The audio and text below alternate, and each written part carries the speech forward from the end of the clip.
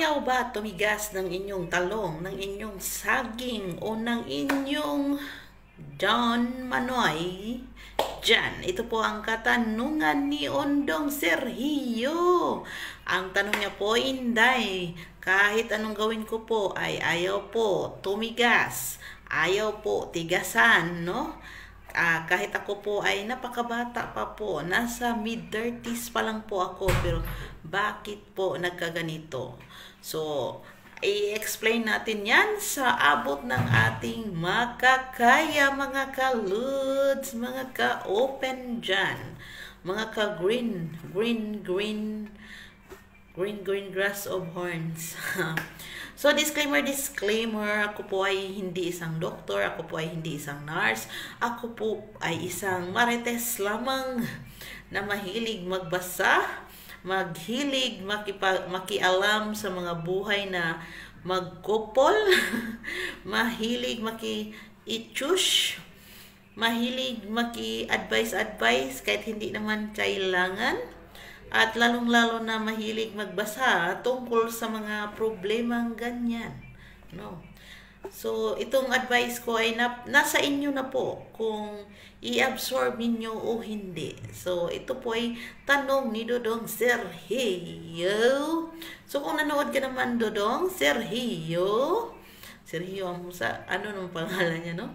Kung nanood ka, Dodong, so ito na yung sagot ko. Di ko alam bakit ako ang yung tinatanong sa karamihan ng tao. So, thank you sa pagtangkilik sa aking channel.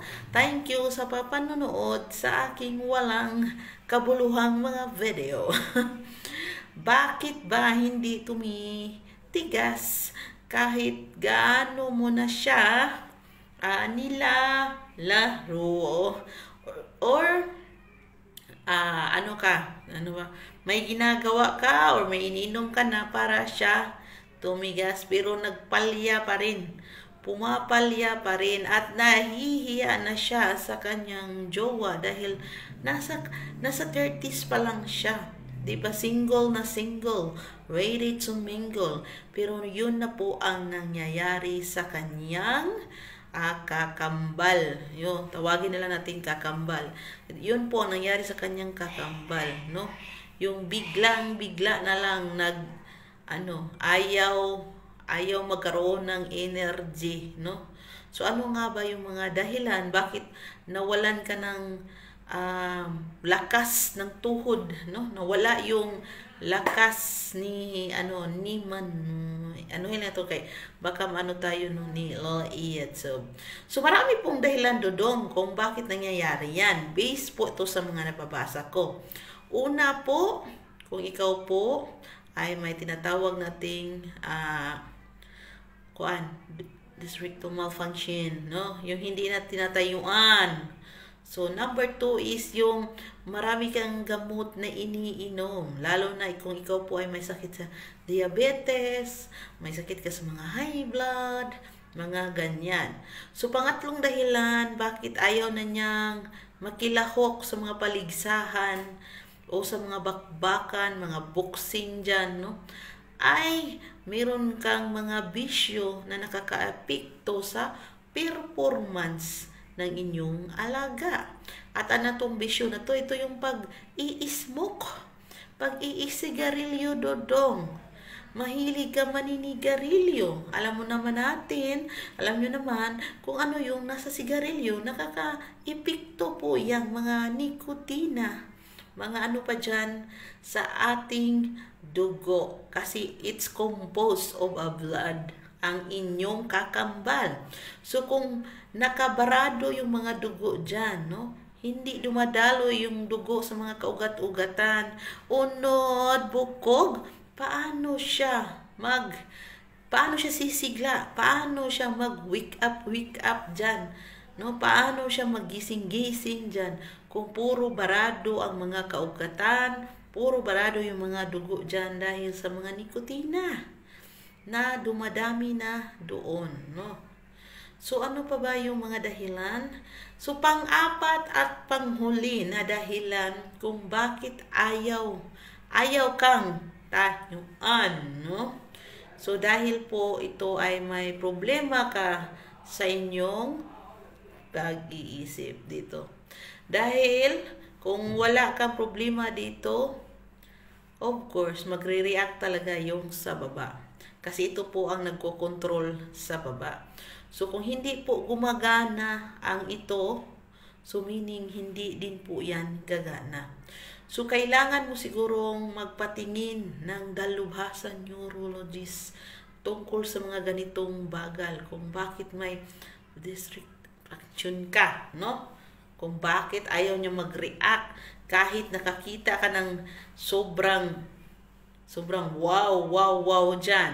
Kahit palagi kang nanonood ng mga TikTok dyan, no? So, nanonood ka sa mga TikTok.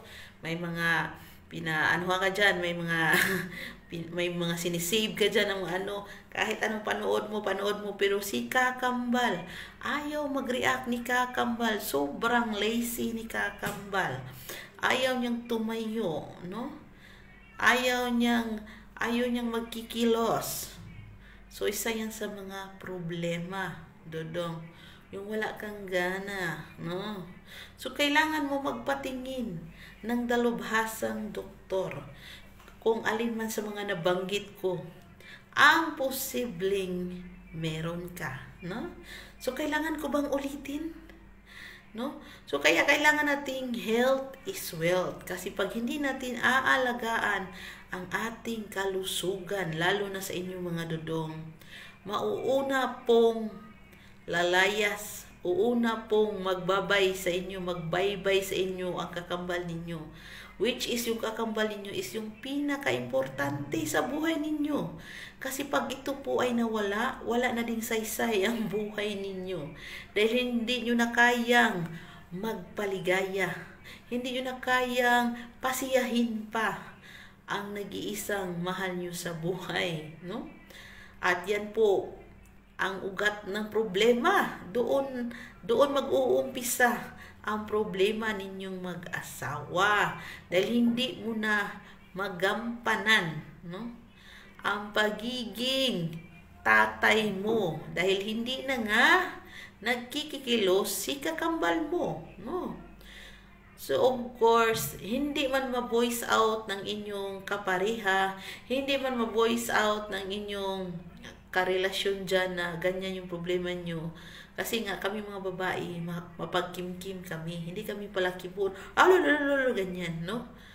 So, kung hindi po, no? Hindi nyo na magampanan. Napakalaki pong problema na darating. So, yun na nga, na kuwan kay na nawala tayo.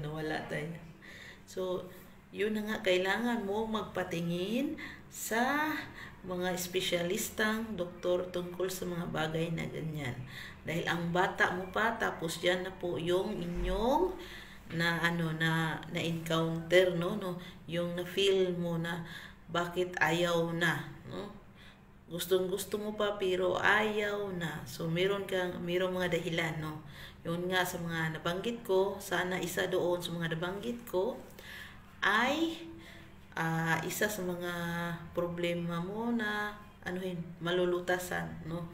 Yung meron kang gamot na tinitake sa mga sakit mo, yung yung tinatawag nating dito, kasi mixed emotion yun. Kung wala ka dito, hindi talaga yan, no? So, yung immune system mo, no? Nag-malfunction ang immune system mo, kulang ka na sa mga tinatawag nating mga vitamins. Isa din yan sa mga dahilan kung hindi na siya So, i-review nyo na lang yung sinasabi ko kasi minsan nawawala ako sa mga sinasabi ko. So, see you po sa next ko na video. So, sana may natutunan kayong kunting kalaman. Dito lang yan sa aking bahay, no?